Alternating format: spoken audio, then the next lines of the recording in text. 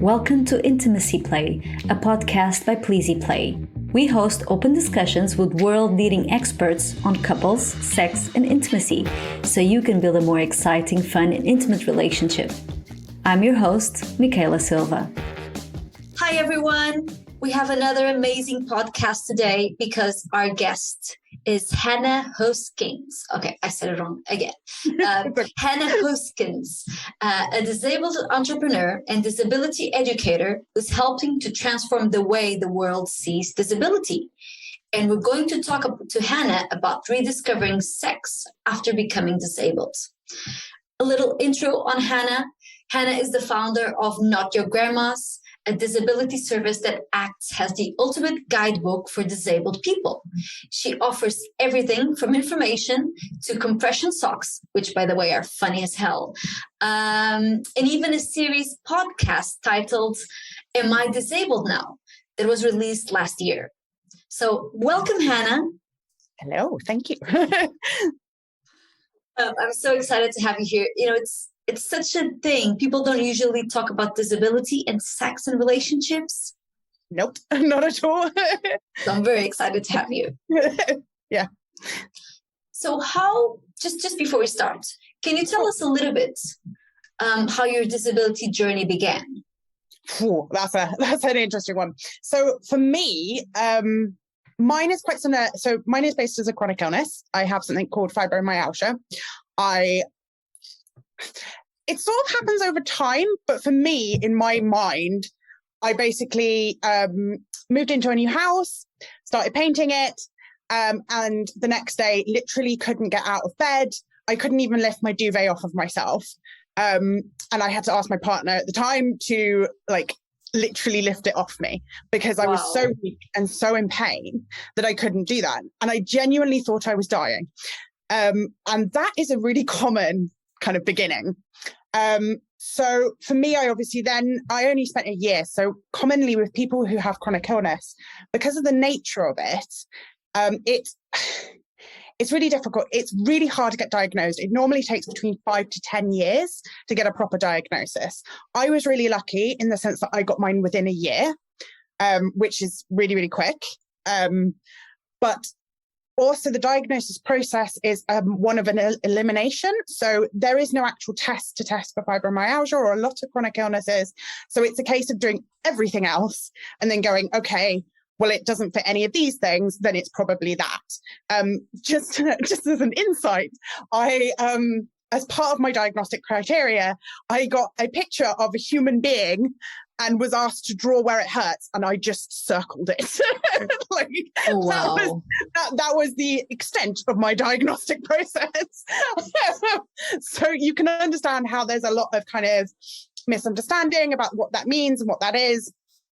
And so I had this whole journey where I became chronically ill and finally had a name for it after a year of being really, really sick.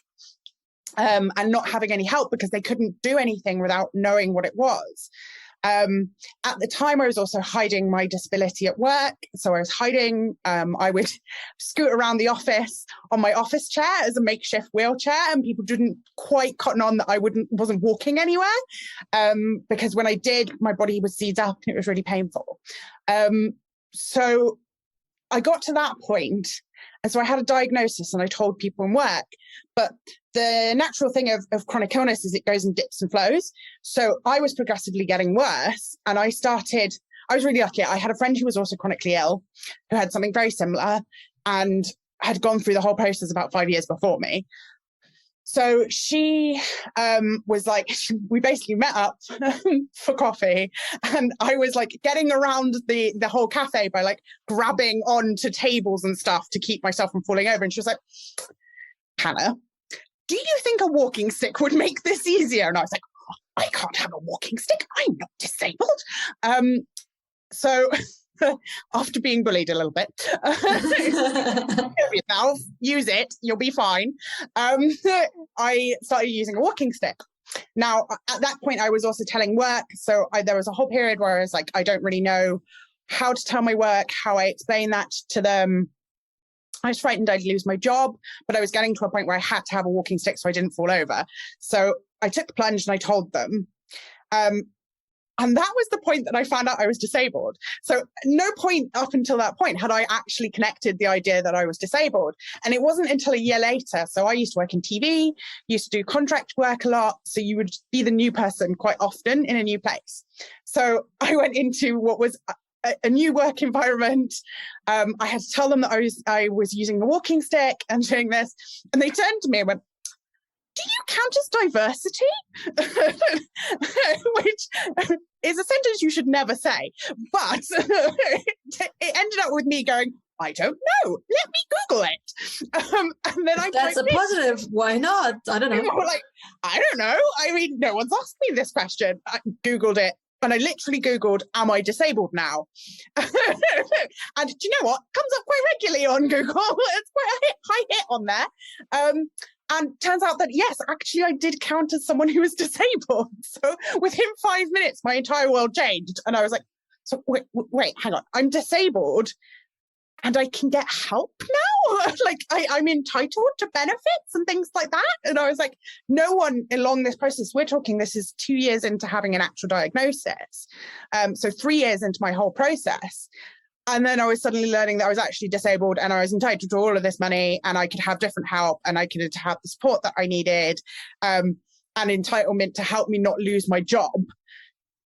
Yet no one had thought to tell me this at any point. No one had turned around and been like, "By the way, you're disabled now." And that for me was really, really difficult because I had people in my life who'd gone through it. But if they don't talk to you about that and they don't tell you, "By the way, you're disabled," no one actually mentions it. and I always thought it would be more official. So I never official. Well, yeah, I thought like someone would give me some form of, like, I don't know, a mobility aid license. Do you know what I mean? Like, I thought like I would have to be told to use mobility aids. I thought someone would mention if I'd become disabled, that they would give me some form of like the disability pass that we have, like a disabled placard that said that I could park in the disability spots. Like, you know, I thought it would be a bit more official. What happened is nobody told me and I had to Google it. And that's really my entire journey, in the sense that I suddenly realized, I was like, am I the only person who had to Google this? Like, I felt really bad. I was like, am I that like disconnected from the idea of disability that I have no idea that I'm disabled myself? But when I started talking online about it, I found out like everybody else was the same. So statistically speaking, 80% of disabled people aren't born disabled. It's only 20% that are born disabled. So there's a lot of us that go through this process of being like, wait, hang on, what, I'm disabled now? And also what happens is, even if you are disabled from birth, if you're not around other people who are disabled too, nobody tells you. So I have adults who come to me and are like, for my entire life, I didn't realize I was disabled because my family wouldn't use the word. And it has a massive impact. And then what we're talking about is sex on top of that. So there's just a whole nother layer. For sure. I was thinking that, I mean, me not being disabled and not really dealing with a lot of disabled people that I know of in my life, I would think that the label was something negative. So is it positive, or can it be? So this is something I talk about a lot in the community. There is a name for this. So we call it the way that you self-identify. So I'm someone who says I'm a disabled person. So I do what we call identity first language, where I will use disabled. I have no problem with using that. I'm quite proud to be disabled. You know, some of my merchandise is disabled and proud. You know, I'm really happy to be part of the community. However, there are some people who do not feel that way and prefer that you put their person first. So it's called person first language. So you would say a person with a disability. So there is a divide between these two things. A larger percentage of the disabled community prefer identity first and to call themselves disabled and don't see it as a bad word. But there are people who grow up in environments where they're not part of the disabled community, and therefore they don't. Then they're very far removed from their disabled identity. Or you also get people who are fine with their disabled identity, but would prefer that you see the person first and that you understand who they are. And it's very difficult. Disability is one of the largest kind of minorities you can be a part of, but at the same time, there are so many different subgroups and subcategories, and there's as many disabilities as there are disabled people, and no two people's experience is the same. It's very difficult to do a blanket covering of what is and isn't okay. For me personally, I'm really proud to be disabled and I'm happy to use the word, but the best way to kind of approach it is ask like you did and be like, do you prefer this, or would you prefer, or just follow someone's lead? If I say I'm disabled, you can be like, okay, I can use that word and that's fine. And if someone says I'm a person with a disability, you then know they prefer that you put that after. And what counts as a disability or being a person with a disability? So it can be a lot of things. And this was where my confusion started with, is that I didn't really, because in media, all you ever see is a wheelchair. And so a lot of us, yes, very, very carefully, it's nobody's fault. It's technically a societal issue. No one has made this decision, but we always think of disability as being a wheelchair. And unfortunately, that's not really what disability is. Disability can be anything that has a long-term effect on your life for more than 6 months, is the kind of official thing. So this can be anything from cancer to mental health issues. So it doesn't have to be a physical disability. It can also be a mental health disability. Anxiety can be incredibly disabling, or agoraphobia can be really disabling. And that can mean that you can't do your day-to-day activities. It's really how much it affects your life and makes you change the way that you would live your life because of the thing that you have, is the best way of looking at it. So that literally can be so many different things. It does get more problematic when you're involving benefits, because governments have slightly different ways of defining disability, and it does vary from country to country. But in general, that is the best way to kind of look at it and understand. And normally when I say that, a lot of people go, wait, hang on, that means so many people in my life are disabled. And it's actually 1/3 of us are disabled. We either don't know it, don't identify as it, or it's just not openly spoken about. Sorry, I'm a lot of information to digest. Yes, because it's like you said, I do not have that mindset that a person that is disabled is one that uses a wheelchair. I don't. But I understand a lot of people do. For example, I do get upset when I see somebody parking on a parking space that is specifically for somebody with a disability. What I do is I don't say anything. I just go and see if they have the little, I don't know how you call it, but like a sign that says that they can park there. What do you call it? Sorry? It's a placard. The placard, exactly. And I've noticed that sometimes I was wrong. Not a lot, but sometimes I was wrong, which is good. My personal thing would be not to police that. You have no, so within disability culture, you have no way of understanding. You can't look at a person and see their disability. And what you're doing there is assuming that you would be able to see and notify it. And you're checking for a card because you've gone, oh, they don't look like a disabled person. And this can actually cause huge issues for people. And it's not your fault and it's not anyone's fault, but it can cause huge issues for disabled people because people will make assumptions like that and be like, well, you have to have a placard. Some people can't even get the placard. So it's a lot to go through the process of even applying for one of those. And some people aren't well enough. Like when I was at my sickest, which is when I started my business, not a plan, I couldn't get off the sofa and sit up for more than 10 minutes at a time. So I wouldn't have the ability to even get one of those placards. And I still don't have one because even though I'm disabled, I haven't had the chance or the energy, and I don't go out enough to actually apply and go through what is a very rigorous process to get hold of one. And the more that we gatekeep in those attitudes towards disability, the more that you have people like me who have no idea they were disabled, the more that you have issues where people confront people. I know a lot of people who have stoma bags and will get confronted because they walk out of a disabled toilet. Now, these people need to use a disabled toilet because it's the only place they can wash out the bags and do it hygienically. Yeah. So you can't make that assumption of what does and doesn't count. And it also, we have no right to police what people kind of call disabled and what they do themselves. And unfortunately, as a kind of a society and through government, we've got to this idea that we must check that no one is faking being disabled, because it would be a bad thing. We have this idea as a whole society that to even be disabled and count as disabled, you must go through this whole process to prove you aren't faking it. But we're so obsessed with the faking, like the number of people who actually fake their disability is like 5%.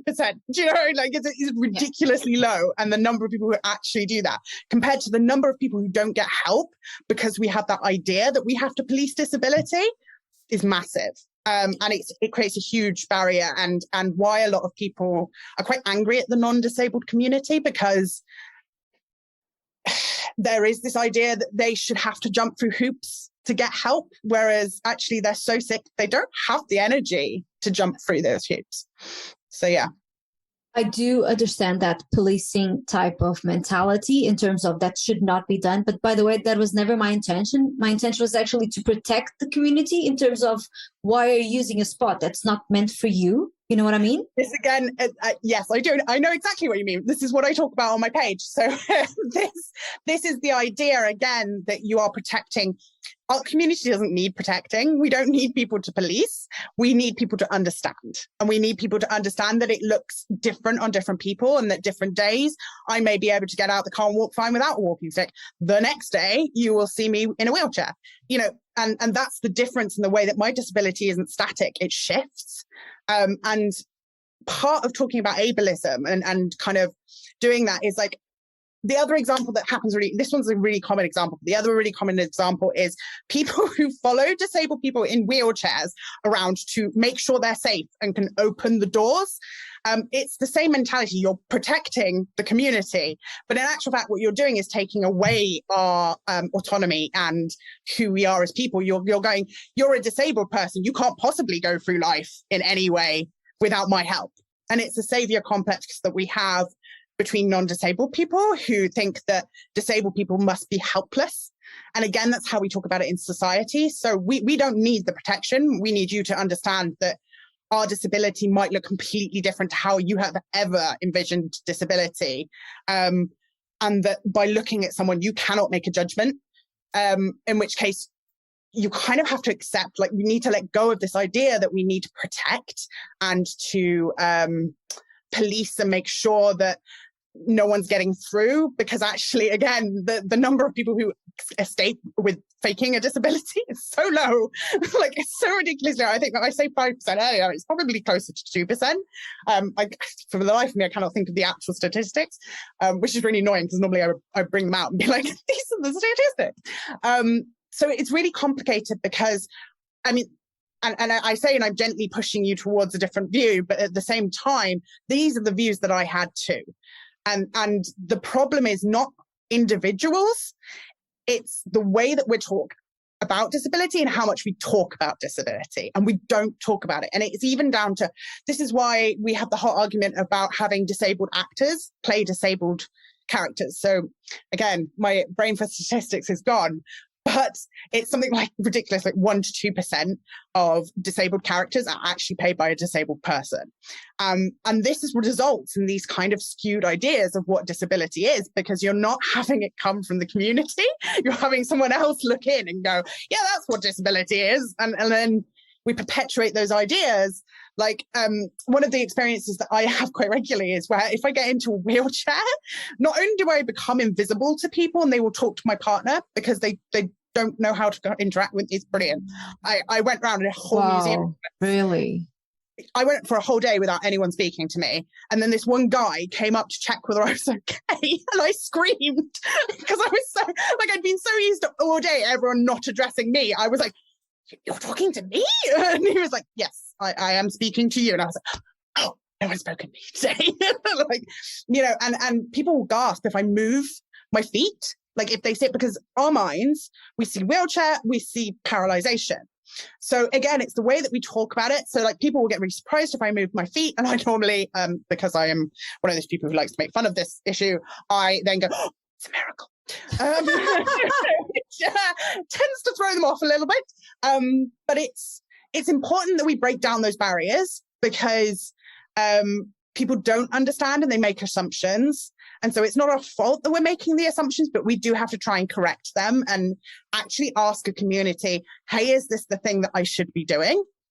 Because often the answer, especially I would say with all minorities, because we also talk in disability about intersectionality. So once you're part of one minority group, like disability, you're regularly part of different ones as well.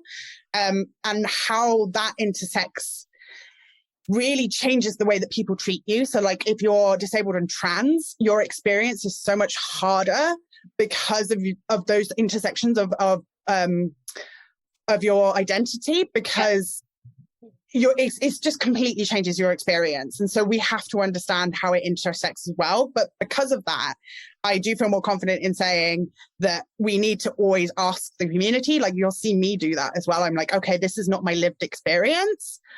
I need someone who actually experiences that to tell me whether this is okay, but also not understanding that no one person can speak for a whole community. Like at the moment, like when you ask me about identity first and person first, I can only speak for myself and give an idea of what the community potentially talks about, but there's no defining, because everyone's so different within it, there's no exactly right or wrong way. There are ways that it's not great, and you know, I can guide you as much as I can, but we also have to understand that there are differences, and that will depend on the person and their identity. I think that's the real issue, is that because there's so many different types of disabilities that affect people in different ways, it's not just a wheelchair like we've talked about, and it's not just, you know, not being able to do something every day. Maybe you just can't do it once a week, or this week you weren't able to do anything, and the next month you're, you know, feeling amazing and you can do a lot of things because your body is allowing you to. And with thinking about that, how does becoming disabled affect your dating and sex life? It affects everything. So becoming disabled is one of the most transformative life experiences, I would say. It literally rips apart every single part of what you thought your life was, and you then have to piece it back together. And it isn't just because it isn't because disability is a bad thing, but disability highlights all of the areas in your life that you maybe were trying to avoid things. So I spent a lot of time on the sofa when I was very sick. Like I couldn't get off the sofa, and you're alone with your thoughts for a very long time. And so everything in your life and the way that you interact with friends, or the way that you are with your family, or the way that you date completely changes. And it changes fundamentally who you are as a person. And you have to reevaluate almost everything again. So your dating life changes because of the way that disability is and the way that people see disability. You first have to assess whether that partner can see you as a person and not as someone who's disabled. Like you have to obviously see the disability because it obviously affects every part of your life. But at the same time, quite often people reduce us to just the disability. And so once that happens, they don't necessarily understand that we're independent or that we can do things by ourselves. Even if it looks a bit awkward to you, we're obviously just going to do it in an adapted way that works for us. And a lot of it is finding a partner who will allow for the differences and understand that they make part of you, but that's okay, and that everything will be different, but it can also be better. Because a lot of us, because we rely a lot more on other people in terms of trying to get our needs met, in terms of maybe we need help with doing the shopping, or we need help with, you know, getting out and about. Communication becomes so much more in your relationship because you have to communicate your needs. And once you start learning to do that, you can often disabled people teach their partners to be much more open about their needs, because it's like, well, I have these needs and I need to be helped with these things. You are also allowed to ask me and say, what are your needs and what you need to be able to function within this relationship? And so there's often a deepening of that connection, because you're forced into really communicating really, really well. Yeah. But do you think that it also has to do with the way you see yourself? Let me elaborate a little bit. So if you put your disability first and all you talk about to your partners about that, do you think that's also something that can inhibit your partner? Or if you say, I have this disability, this is who I am, but I'm still me. I might need help here or there, but sexually, day-to-day life, I'm still, whatever my name is. Again, this is kind of a misnomer. You cannot ever remove the disability, because the disability is a part of you and it's part of absolutely every part of your life. But we also don't want to be reduced to it. So this idea that you don't see the disability is really difficult for me, because there is no way, like, my life is completely changed because of it. There is no way of removing it. But it also is a great part of me and I'm proud of it. There are obviously days I wish I wasn't in pain, but I love the community that I'm part of, and I love the way that it has changed and touched my life in terms of being able to understand myself better. So I think it's a really hard question to answer, because it depends on each individual person, and it also depends on how you identify with that. It completely changed my identity. I am a completely different person to who I was before. I'm much kinder, I'm much more patient. I am more forgiving as a person, because I understand that my body just can't do things. And therefore, like, I learned to be patient and kind and forgiving to other people. I was like, oh, I have to accept that, I have to take other people as they are and kind of go, okay, I need to be accepted as I am. So to do that, I have to accept everybody else. And once you start doing that, it very much changes the way that you interact with people. I have much deeper relationships with people, friends and family and partners, in that sense. Yeah, it's a really complex one. There isn't a simple answer to it. And I think the problem that we often have is that we try and think that there is a simple answer to it. True. And that therein lies the madness in that sense, because you literally can't. It's very individual, and at different stages in my experience of my identity, you will get different answers. So like in the beginning, I would have been very ashamed of it, and I was very unsure of it, and I didn't know how to use my body or how to even work with it, because every time I tried to like sit up, I couldn't do that. Like, when you strip back the absolute basics, like we're talking absolutely everything. I had to relearn how to walk. I had to learn how to, move. I had to learn how to breathe and think, like even down to, so energy for me can even be taken from just thinking. So when every single part of everything has to be rebuilt with an idea of how that works, everything has to change. Like everything has to change, because you have to change the way that you do that, and then you have to rediscover it. I think the way I would describe it is very much like going through puberty all over again. It was that like awkwardness and that like, I don't really know what I'm doing and I don't know how to do this, and I feel really embarrassed about it because I don't really know what I'm doing. And I used to be okay with this, and it's now all different. And what do I do with that? And there's an awkward phase that you go through, where you have to learn how to even deal with it. Like, that's a good comparison. The puberty phase of a person's life. And what would you suggest for a person that recently knows that they are disabled, that they have a disability, if they're starting to date again, or if they have never stopped, but they've just learned that they have this disability? Would you advise them to talk about it on a first date, to wait for it? Does it depend on the disability? I think it depends on the disability. It also depends on the partner. Like for me, I would want to know, like, it depends, because like a lot of people, like, how like you can have passing straight, you can also have passing non-disabled. So I can sometimes pass for non-disabled because I can walk and you wouldn't know I was disabled, apart from the fact that I can't get out of a seat without, being really stiff and being like, oh. Sorry, sorry. Yeah, it literally is. Or that moment where I nearly fall over when I get up because you just see me kind of right myself. I have autonomic problems with my system, so it doesn't level out when you stand up, so you nearly pass out. Mm-hmm. So you have to wait a few minutes and be like, no, I'm not falling over, it's fine. Okay. So yeah, I'm good, it's fine.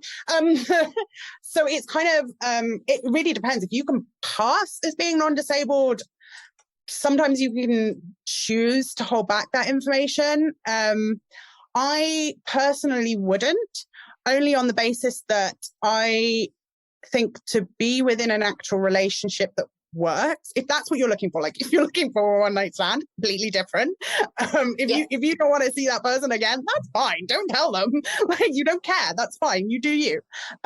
If, however, you want a long-term relationship, my advice would be to broach that subject as soon as possible, because you want to know whether they can understand you or want to understand you or want to learn more about it and are willing to be open-minded. And you can also very quickly work out whether they're someone who doesn't understand disability. So if a partner doesn't understand disability, I don't think that's a write them off now, because you also had to learn how to be disabled. So you have to give other people time to learn how to deal with disability. And often it's only through being around someone who's disabled that we do that. But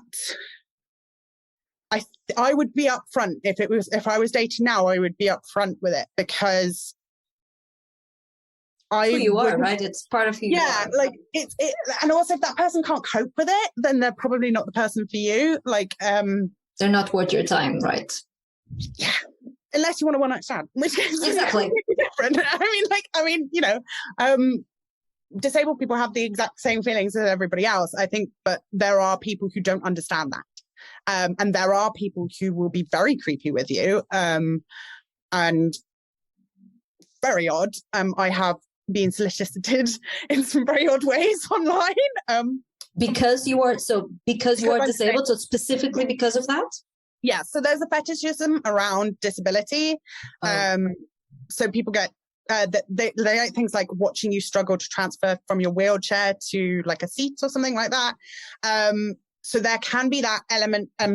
Also, obviously, we need to bring up the fact that disabled people are more likely to be sexually assaulted as well, because unfortunately, there is an element where people can be quite abusive towards disabled people because of the lack of understanding. But then there's also the sexual assault element, because often disabled people aren't maybe in the position to be able to get themselves out of a not so safe situation. As quickly, maybe. Yeah, it's an unfortunate thing it's a scary thing to talk of, because I like the first time I used my walking stick on my own, it wasn't even night, it was kind of early evening, it's still bright, but it very much made me feel uncomfortable, because I was like, I know that I can't run away if someone did decide to attack me. So we do have to talk about the fact that you want to weed out those kinds of people as quickly as possible and keep yourself safe. And it's the same as any sort of safety thing, in terms of like, if you're going to date someone who's maybe online, or you know, you don't really know it that well, or doesn't know you very well, that's, you know, you obviously follow the same safety rules, but there is an extra element of cautiousness that comes with being disabled, because you can't get yourself out of those situations. I understand. Just as a note, you can always hit them with the stick, so might be good. Yeah, that was always my worry though. Is that I'm one of those people who would let go. So like, you hit them with the stick and then run away. But if you let go of it, then you can't really run away. And if you're using it to hit them with the stick, if you lose your balance, you're buggered. Like, hit them where it hurts. Yeah, but this involves thinking that my legs are steady enough. Exactly. Take the walking stick up and whack them. I wouldn't necessarily trust my legs to see me through that issue. Give me 1 second. I need my legs to work just for a little bit. 1 second. Yeah. And then I'll whack you. Yeah. So I understand that it's hard to give advice when you don't know specifically the person, the situation, or the disability. But I like how you phrased it. If you really want a relationship, you want somebody that's at least in time will understand. You know, it doesn't mean they will understand on the spot. Sometimes we have negative reactions for some reason because we don't understand them. But we can get there. However, I was thinking, how was it like when you had to rediscover sex? So after becoming disabled, like you were explaining, your whole body was different. You had to work, even your mind. Your disability is not on your mind, but it still affected your mind in the way that you thought, the way that you had like breathing. I have cognitive processing issues, so it means that I literally cannot process because of the amount of energy. What we don't think about when we're not disabled or not someone who has fatigue issues, and this happens a lot in disability, it's very misunderstood within disability as well, but fatigue issues literally go for everything. So like you don't realize how much energy your brain takes up until you don't have the energy to make it function. So for me, that turns out with words I can't say, half my face will go, they will look like I have a stroke, or, like I genuinely can't speak properly. I can't form sentences. I will replace words and not realize I've done it. I also can have entire conversations with someone and then ask the same question 5 minutes later. Because I don't retain the information, because my brain just doesn't have the power. If I'm in a lot of pain, it doesn't go, okay, let's store this information. It's like, oh, we didn't have a conversation about it. It's like, literally talked to you about this 5 minutes ago. So, everything absolutely changed. And obviously especially the first kind of year, it was survival. It wasn't, obviously when we're in survival mode, there isn't that pleasure in life. So you lose absolutely everything. And it can cause massive issues within relationships. It can make people feel, because also bear in mind, I have like pain from touch. So for me, like there's two things. There's pain from touch, and there's also something called allodynia, which is pain from sensations that shouldn't hurt. So a fan in a room can cause me pain. Okay. And physical pain, because what it does is my nerves are so overprimed that they kind of interpret everything, even the small stuff, as being pain. We don't entirely know why that happens, but we do know it happens. So when you're kind of at that basic level, like pleasure like that does not exist, because you are literally trying to fight to survive. You're trying to be able to get up to go to the toilet and brush your teeth and those sorts of things, very bare minimal stuff. So at that point, it's definitely not an issue if you're in a place where sex has become something that you don't think about. And when I talk to a lot of other people within the community, the real issue is when you get to a point in your kind of illness where you have found enough coping mechanisms, you have an all right baseline. Like it's not great. You still get tired, you still have issues, but you have enough kind of space within your life to be able to think about other things and do things for pleasure rather than just the survival element. And then it's really difficult, because either you have got to relearn how to have sex, but you also then, your partner has to get over the fact that there has been such a long time in which you're not able to cope with the physical intimacy, because you can't hug in the same way. Like it's even down to hugging and kissing. Do you know what I mean? It's not even just sex. It is literally the most basic of intimacy. And often your partner has to repress their feelings to be able to get through it. It's a really common thing, and we don't talk about it enough, because, I've had friends who've turned to me and been like, oh, my partner's really struggling with the fact that I now want sex. And people don't understand that actually this is really normal, and that happens a lot. And it is, again, almost like having to go through the first time of being with that partner, because you have to strip everything that you knew completely back. I mean, I have to have ridiculous things, like I have to have an isotonic drink on hand, like so I don't faint. And, I wear compression socks, which is not always the most sexy thing. And everything that you did has to be changed. So, it's completely relearning everything.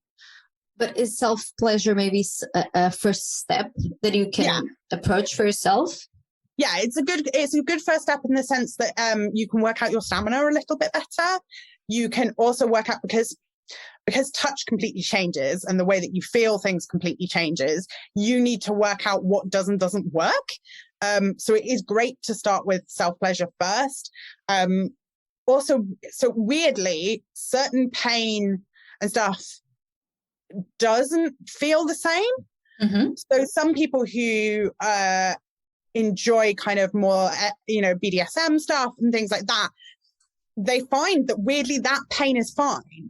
And you can cope with that pain and it doesn't hurt in the same way as your day-to-day pain. So a lot of other people also find it really difficult to kind of go back through if you enjoyed anything that was outside of sort of the, if you enjoyed different things like that, it wasn't vanilla, you almost have to rediscover that again. But often we're put off from that idea because we're like, well, why would I put more pain into my life? That's ridiculous. But that pain isn't the same. Mm-hmm. And it took a lot of learning to learn that those things actually can still be part of your life. And like, you don't have to be like, oh no, I can't do that, or I can't do this because of it just has to be adapted. And trying to find groups that talk about that is a nightmare. It's an utter nightmare. Because nobody does. There are a few really good accounts on Instagram that do talk about things like that and do talk about sex and disability. But again, it's really dependent on what your disability is. If you're an amputee, it's going to be completely different to someone like me who has chronic illness. Of course, the type of pain that you feel is different, the type of touches as well that you want and that you need, and everything else. You were talking about how everything is different, and I was thinking that sex toys might also not be, the exact same ones that you used before, if you did. And on your site, you mentioned Handy, so they actually have a line of disabled sex toys. So they're working on their line at the moment. I don't think they've released it. It's basically a hands-free. It's like a giant pillow is the best way to describe it, that goes between your legs. So if you're someone who doesn't have, so a lot of people in the disabled community may not have the physical ability to lift up a sex toy or even to pleasure themselves on their own. So there is this kind of taboo nature. And again, obviously, I'm not talking from personal experience, but there is this taboo element where people don't talk about the fact that you might need someone to help you that may not be a partner. Like if you don't have a partner, is that an aid? And then in which case, aids can then place a sex toy and then leave you to it, but often you can't maybe do it yourself, or you can't. So there's all of that scope within disability about, people not understanding, people who don't even have motor abilities. Like for me, I couldn't hold a vibrator for very long because that will, the vibrations actually hurt my hand. And then my hand tends to seize up, which is the least helpful of things. Because any sort of everyone's had a seizing point during sex. It's not fun. It kind of kills the mood. Really? I wouldn't think so. And so it's kind of, everything's an adaptation. Like the way, like some people find like, the clitoral suction toys are really good because you can pop them in place and then you don't have to hold them in place sometimes if you get really good ones. So again, it's really depends. But Handy are working on like a line, but they're starting with ones that are completely hands-free, that you don't have to use anything for, so that people who don't have that physical ability to hold something. Just like for clarification, their sex toy is aimed at people with penises, right? I don't think it is just for people with penises. Okay, then I have to research better. Okay, good. Yeah, and as far as I'm aware, no, because I think it vibrates. I don't know enough about the ergonomics of it, but as far as I'm aware, I don't think it. No, I think it. Okay, then it's good because that was I've seen Handy's website because at Pleasy, we use a lot of sex toys on our boxes to send to couples. And something that we want to include is, smaller brands that are more inclusive.